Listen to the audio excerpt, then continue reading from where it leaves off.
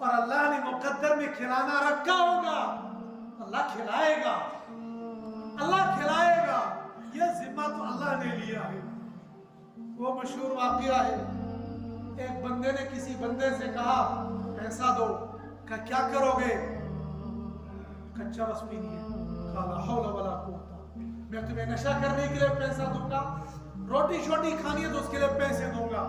اس چرسی نے کہا روٹی کا ذمہ کسی اور نے لیا ہے، تم بس نشے کے لیے پیسے دو، کہا نہیں دے سکتا، کہا بھائی دے دو، روزی روٹی کا ذمہ کسی اور نے لیا ہے۔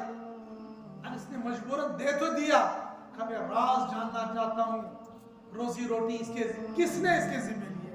کون بندہ ہے وہ جو اس شرابی کو کھلاتا پلاتا ہے؟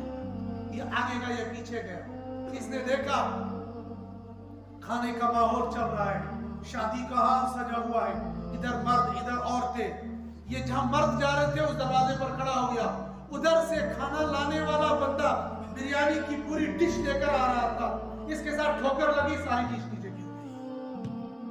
اب یہ جو چرسی تھا وہیں بیٹھ گیا اور کھانا شروع کر دیا۔ یہ جو پیچھے سے ٹو میں لگا ہوا آ رہا تھا، چرسی نے پیچھے دیکھا،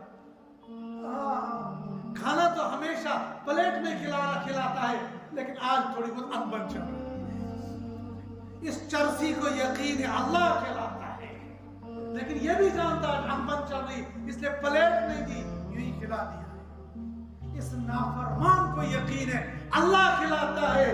میں اور آپ اپنی آپ کو بڑے دیندار کہتے ہیں، کہتے ہیں نا اللہ تعالیٰ کھلاتا ہے مگر، اللہ کھلاتا ہے مگر، یہ مگر ہی تو شرک کا ایک دروازہ ہے۔ کا خزانہ ہے اسے دیوبند کہتے ہیں۔